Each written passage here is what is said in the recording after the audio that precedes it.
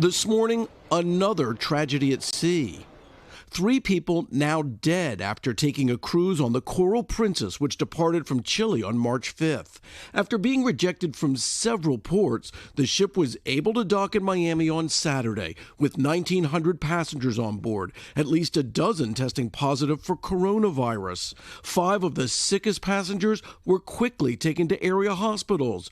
But the family of 71-year-old Wilson Ma of San Francisco, who was on the cruise with his wife, say they needed to take drastic action to get him the help he needed.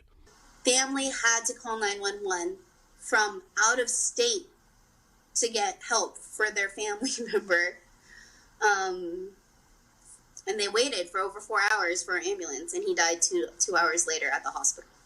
Princess Cruises telling NBC News in part, all of us at Princess Cruises are deeply saddened to learn of the passing of Mr. Ma.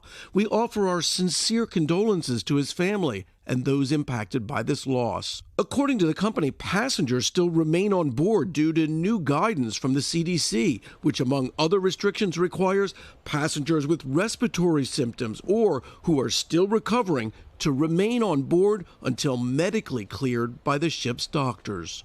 The CDC also recommends that disembarking cruise passengers not travel on commercial flights or share transportation with non-cruise guests.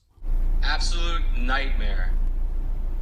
One of those sickened on the Coral Princess, Peter Nam, who was on the cruise with his wife, Grace. Their son speaking out, telling NBC News his father was transferred to a hospital last night.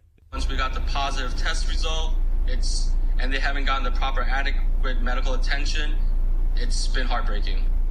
Last Thursday, 2 Holland American ships carrying 1,200 passengers, 4 dead and dozens sick, docked in Fort Lauderdale. Now, once again, new trouble at sea, returning to an uncertain future back on land.